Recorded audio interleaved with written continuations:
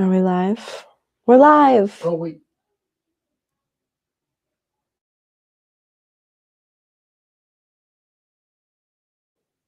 And we are live.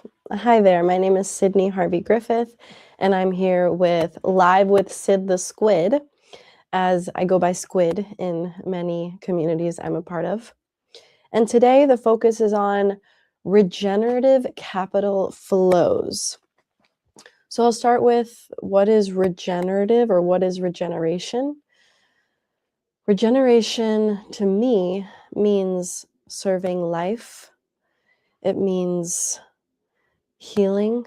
It means or reminds me of composting, supporting the natural life and death and rebirth process. And then what are capital flows? Capital flows are a variety of ways to flow capital, a diverse form or many forms of capital, from philanthropic capital donations to impact investment to energetic flows. There are so many forms of capital, and a lot of times we just think about financial capital. We don't think about social capital or time being a form of capital or energetic flows, and many more. And today I'm going to provide an overview of some of the capital flows that I am more or less familiar with. And then in the future, I will be inviting experts in their field, practitioners of these different kinds of financial flows, to come and join me and speak from their experience, to share their wisdom. So first, I'll start with what I'm very familiar with, which is flow funding. And flow funding is a form of philanthropy that is all about reducing the bureaucracy and the time-intensive nature of accessing grants. Flow funding was coined by Marion Rockefeller Weber, who decided that after being so frustrated reading so many grant applications and reading about so many amazing people and only some of them getting resources, she decided she wanted to unlock capital. And so she decided to trust people in her network that she knew, visionary leaders, healing artists, people that she trusted would do incredible things with these resources. So she gave them funds to flow, and the only condition was that they would give the resources to people outside of their immediate families and not to their own projects. So they would get the money and then they would deploy it. And then after a few years, they would report back what happened, the impact that was made, the stories. And she asked a few core questions of what inspired you, what challenged you, what moved you, and what surprised you in your flow funding journey. So I'm very familiar with this approach because we are practicing it at Kinship Earth, where I am the executive director. We've been doing this since October of 2024, and we've deployed $370,000 thus far to individuals, to 501c3 nonprofits who have been practicing this approach for many years, and also to 501c3 nonprofits who for the first time got to practice flow funding with these resources. So I've witnessed firsthand the power of trusting those who know the needs of their communities to deploy the funds however they see fit in service of those communities and ecosystems they're a part of. And I've seen the power of not requiring these individuals and these organizations to write grant applications or to have to share complicated or complex or time-intensive reports. This means that a lot of these change makers and these grassroots organizations got their time back. They were surprised to receive this invitation, and then they just got to deploy, again, the funds based on the emergent needs of those in their communities and ecosystems. So that's flow funding. And I'm also really blessed through Kinship Earth to be supporting the bioregional movement and to be practicing what we're calling bioregional flow funding, which is flowing funds to bioregional organizing groups and bioregional leaders.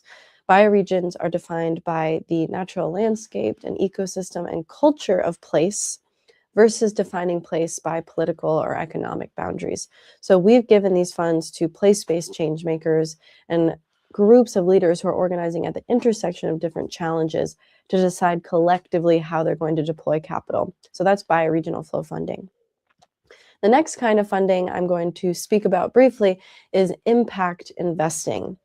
So that means that there are investors out there who are excited to support social, environmental, ecological, humanitarian challenges, and they also want to invest in projects and opportunities that will get them a return on their investment.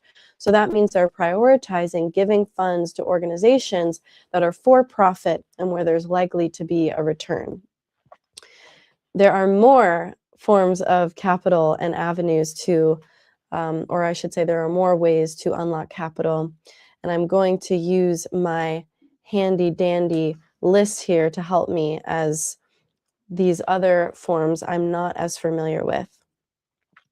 So another avenue is through green bonds. So I'm just learning about bonds. Apparently they are debt instruments. And so as an investor with capital, you can lend money to an entity and then you get paid back with interest over time. So this is an exciting opportunity for investors who want to support environmental and, again, ecological, social causes, and they want to get a return and they're willing to wait for that return in the form of interest. So green bonds is a new term and a new exciting pathway to unlock resources, and I'm excited to have practitioners on to speak about that.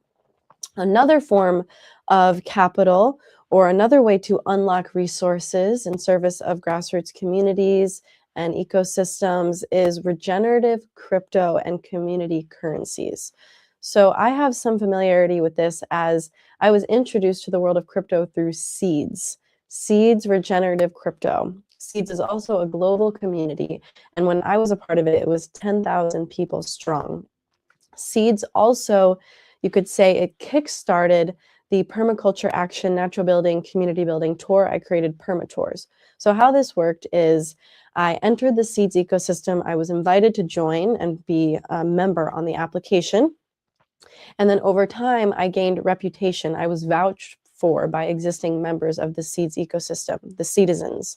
So I graduated from being a visitor of the ecosystem to then being a resident and then being a citizen or a citizen.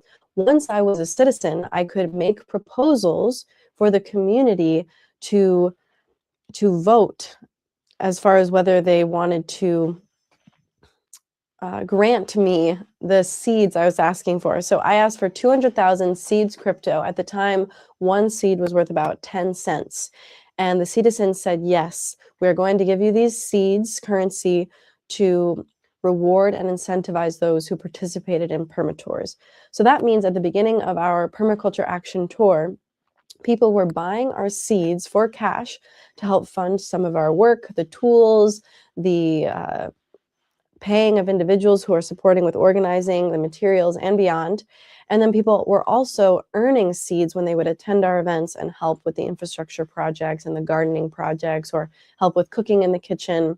And then we would have these mini trade circles where people could trade and exchange with their seeds for tomatoes or massages or other products and services, guitar lessons. We even had a section on Permatour's website where you could see people's different offerings and what they were sharing in exchange for seeds. We also had marketplaces where different vendors would offer their products at discounts if people paid some in cash and some in seeds.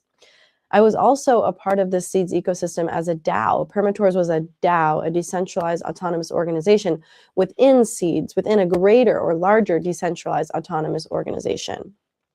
DAOs are very common language in the Web3/crypto community, as this is the name for groups of people that are organizing and making decisions collectively, and oftentimes utilizing blockchain technology to maintain transparency.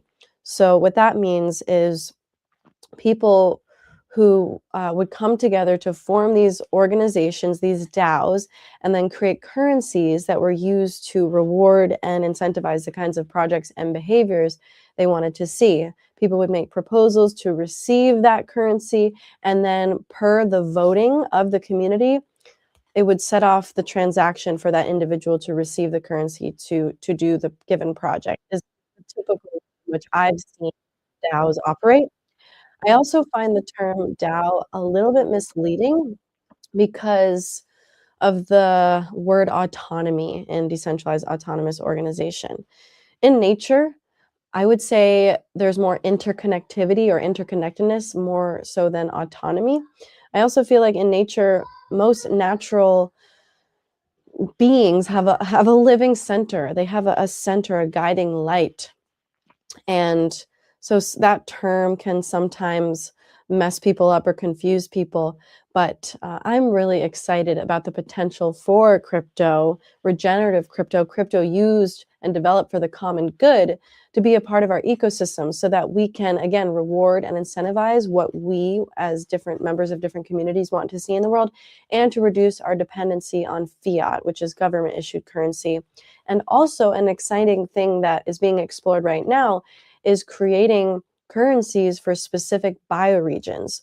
So what that would look like, and what is starting to unfold even in the Northeast here, is different leaders of different communities in this bioregion, for example, are coming together to decide how can we co-create a currency that can support our bioregion, that can support trade and exchange amongst people who live in the Northeast, so that we can lessen our dependency on goods outside of this bioregion, so we can foster more trade and exchange, and in that way reduce our importing of goods and services from far away.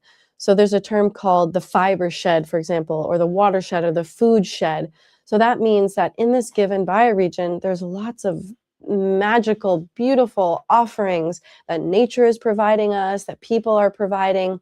And so if we have a currency that we trade and exchange here, that could support more and more of our keeping things within our bioregion, reducing our carbon imprint, and shipping things from far away, which is not good for the environment.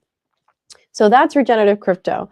The next form of capital that we can talk about are other forms of community managed assets. So in a given community, in a neighborhood, in a bioregion, and beyond, there are assets that we have. For example, one member of your community might have a lawnmower. Another member of your community might have a massage table. Another might have an epic commercial kitchen. So the idea there is we can share our assets instead of what we often see, a row of houses, each with their own laundry machine and their own microwave and their own whatever. We can have an inventory of what we all are willing to share and be more abundant collectively. There's also, of course, the assets of knowledge and skills, time, labor. I've seen time banking be done, which is really cool. And the idea there is you contribute an hour of your time in a given community, and then you can receive an hour of time from somebody else. A lot of people also really jive with this model because it's valuing everybody's time equally, whether there's somebody who gets paid typically $200 an hour or $20 an hour. Your 1 hour of time contributed in service of somebody in the community gets you an hour back. So that's really powerful for reciprocity. Another form of regenerative capital flows is carbon and biodiversity credits. So this is really exciting to me, and I'm just getting started in my journey learning about this. But essentially what this is, and I'm going to use my handy dandy notes here, market-based mechanisms that assign monetary value to ecological outcomes, such as carbon sequestration, biodiversity preservation, ecosystem restoration, and beyond.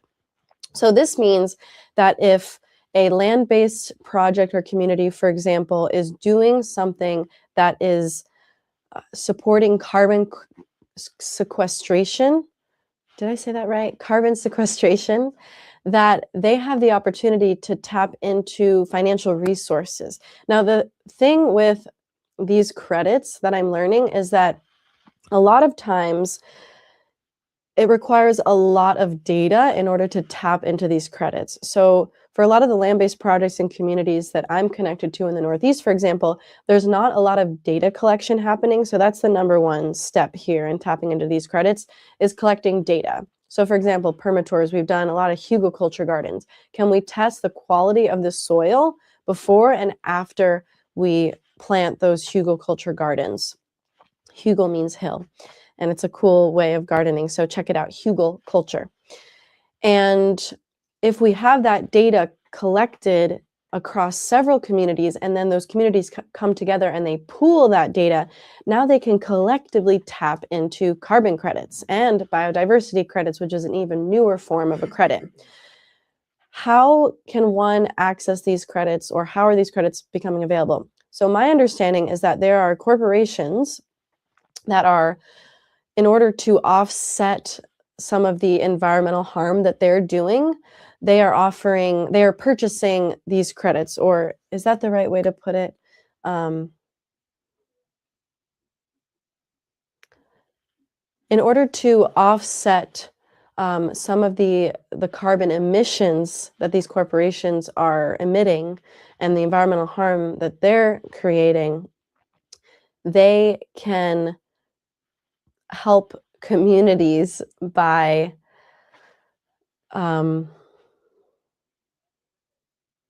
offering, this is their way of reducing their harm, is by purchasing these credits that communities can tap into. I think I'm botching that, and I'm feeling myself get hot from not knowing how to put this and articulate it correctly. They can direct capital to land stewards. One other key thing to note is that oftentimes between like communities, like I mentioned, and the corporations, there's an intermediary that can support as a middle between these two parties. And again, I'll close this one by saying verification and monitoring technology is key. So I've heard this term MRV. That's really important in this world of communities doing amazing things for the environment and humanity, and then having tools to measure that impact. And again, that making them open to receiving these kinds of financial rewards for that work. How we doing back there, Esler? Good. Yeah? Okay. I'm really grateful for Esler's support in the background, because I'm not just going live with my phone. There's like a production set up here. And if there's anything I'm saying, Esler, that you want to correct, please feel free to correct me. And thank you for your patience, everyone, because I'm also new to these areas and just introducing them to you. And we're going to be learning as we go, and learning from people who are far more well-versed in some of these areas than I am. So finally, I want to close as far as these different avenues with commitment pooling, which is so exciting too, because there are communities out there that are practicing this approach. Essentially what it is kind of like the time making, where a community can pool commitments.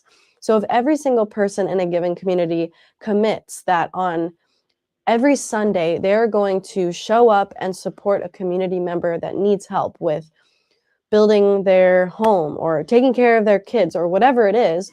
And then next time when it's your turn to receive commitments, you can get support.